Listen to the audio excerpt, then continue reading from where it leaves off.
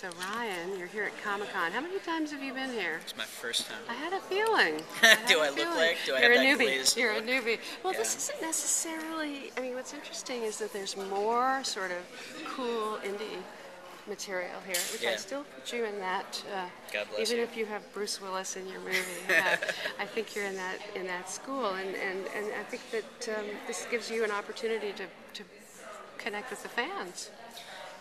Yeah, I mean, this is it's weird because I still just consider myself a fan. So it's strange kind of being here and being I don't know. It's my first time here, but obviously, if you're a sci-fi fan, you know, Comic-Con is something that comes around every year and is this seismic thing that all this stuff comes out of that you end up absorbing. It feels slightly surreal to actually be here with a film and to have made a film that kind of fits in the environment here. Yeah, it's both wonderful and very, very weird. Well, let's talk about the film. It has this extraordinary time travel premise where Joseph Gordon-Levitt has, of course, appeared in your films already. Brick, my favorite, of course.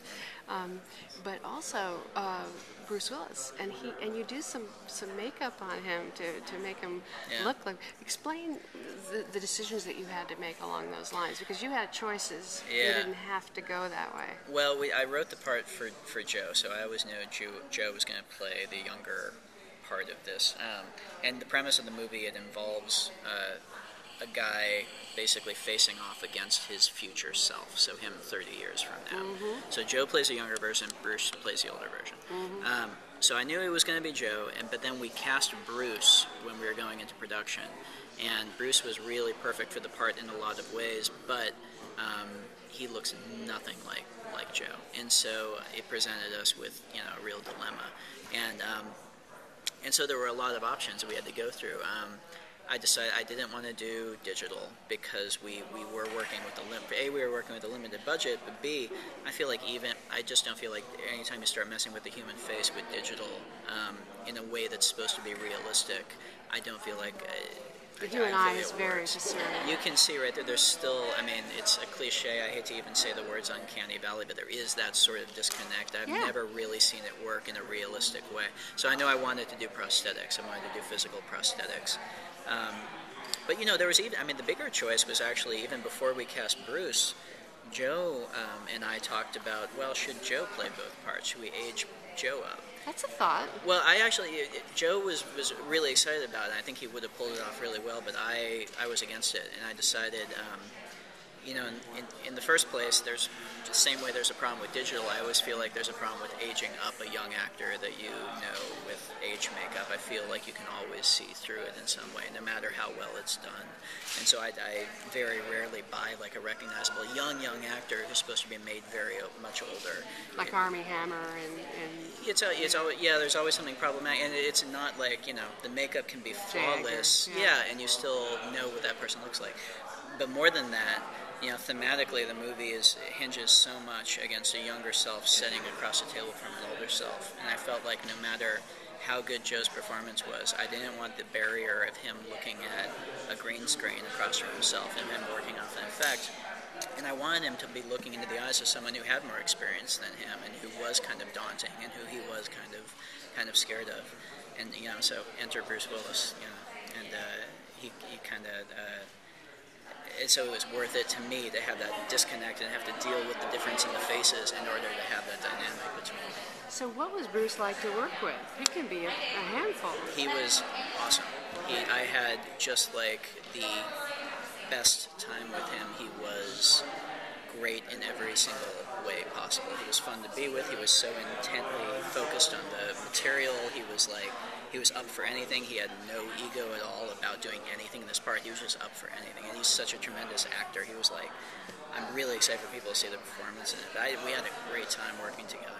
And he fit in really well with like this group of people that we had put together. So this is you say it's not a big budget, but it's a bigger budget than you're used to. Yeah, it is. What It's a step up. Budget? I think if I said a number, my come producer, and shoot you? Sniper would go through the head. But it wasn't huge, but it was a little bit bigger than we're used to working with. And but as always, as you know, with our movies, we do a lot for a little. That's always true. Yeah, so we were definitely doing that. But that that worked for this particular thing because the sci-fi we were going for was a very grounded, close to the earth sci-fi, and I didn't want to inflate it with a big sci-fi world. I wanted to keep it pretty focused on the characters and the situations, and so having that limitation of not being able to make everything look like a big CG landscape actually, I think, suited the movie really well. Where did you guys shoot? We shot in New Orleans.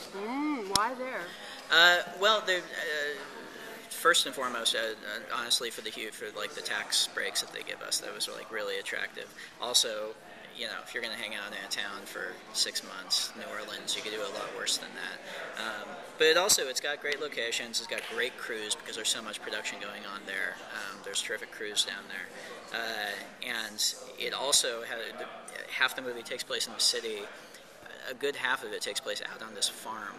And New Orleans has sugarcane fields kind of surrounding it. So we were able to find those two locations and shuttle back and forth. So what was your biggest challenge? What were you most afraid of in taking this on? Well, besides the technical thing of the Bruce and Joe face, but that was kind of just rolling the dice. That was saying, okay, we're going for this. The bigger thing was the time travel element of it. That's a real... that's how to visualize a real that. Snare. Well, and not have it be a cliche? Yeah, how to work it into the narrative and how to make it work within the context of the narrative without it taking it over. Basically exposition. Because once you open up the door a little bit, once you crack that door of time travel, it's so easy to start suddenly explaining the rules of it for half an hour and to get obsessed with making sure the audience understands every little thing. And at its heart, this movie is not... I'm excited for you to see it. You'll see that at its heart, the movie is not about time travel. It's got a very kind of human core to it. And it's about these characters. It's about a lot of different things. But give me a sense. What is it about? Oh, I don't. Part of the fun is I honestly I'm not being precious. Part of the fun is realizing what, because it starts out as a hitman time travel movie. So you're luring people in with the genre elements into a more human story. No, I think we're I guess you could put it that way, but honestly, it's to me it's just a time travel action movie that has a real human heart to it, and to me that's part of the fun of it is kind of finding out, oh, the movie is actually this, the movie is actually going there. Not that it pulls a switcheroo or something, but seeing it transform is kind of part of the fun of it, I think. Now, this was still done as an independent production, right? Yeah. So explain how important that is to hanging on to your autonomy as a filmmaker. Well, I've never made a studio film. I've never worked with a studio, so I don't know. I mean, there are great filmmakers who work with studios and manage to, make their own stuff and have very good experiences, but my experience with this was kind of a dream. We work with this terrific company called Endgame, and Jim Stern is the guy who runs it. And you've been doing that for no, just for Bloom and Bloom and this. My producer Ron Bergman and I have a good relationship with Jim, and Jim's a really smart guy. He's a filmmaker himself, and we have a good just collaboration. And so we're in the great spot of just having a financer who genuinely trusts us and respects us, and so we're able to kind of just go off and make these movies that we want to make. It's kind of this blessed spot, So Bloom was low budget enough so that you were able to recoup everything around the world. Yeah, and Endgame did well. Yeah. And hopefully Looper will do a little bit better. It's fun having a movie that's because Bloom really didn't. It didn't fit into a normal kind of, here's the genre, here's what you can expect. It was idiosyncratic. For a lot of different reasons. In an admirable way. I appreciate that. For a lot of different reasons, but having something, that's why it's exciting to be here with this movie, to have something where it feels like, marketing-wise, Sony knows what to do with it. And they're kind of, yes, we get this, we see how to get this out there. And this is really the first movie I'll have had where I feel like there's this big machine that actually is in tune with the movie and pushing it out there and pushing it forward. Yeah, it's my first rodeo. I'm just kind of learning the ropes here, but it's exciting. What are we going to see a little later? What are you showing We're us? showing this. Sony cut this really nice, like it's a 4 or 5 minute piece, and it kind of takes some of the things from the trailer and expands them out. So you see more of the dialogue between Bruce and Joe. You see more of the dialogue between Joe and Jeff Daniels, which is really fun. And you see a lot of the stuff from the trailer just kind of played out a little bit more. It gives you a little bit more of a sense of the tone of the movie. Now, you've been watching Joe mature over many years now. Yeah. What are you seeing in terms of the actor that he's become? Each time you work with him, he's come from a whole nother set of experiences. It's been pretty amazing to see. I mean, just like as a friend of his, to see somebody that that you love and care about come into their own like that and be recognized for it on such a big scale. That's like part of the cool thing, because when I first met Joe, which was when we first met, when we was at Sundance with Brick, on Brick, when I first met him, he was just coming back into doing features. He had kind of taken this time off to go to school and was just re-engaging with acting, so he knew the path that he wanted to be on. He knew where he was going, and so it's not like I've seen him suddenly transform from this goof off into someone who's it's been watching him on this single path from the start, but seeing him attain the things that he went after, just as a friend, it's just this wonderful thing to see. But he's also one of the actors I respect for really moving back and forth, as Bruce always did too, by the way.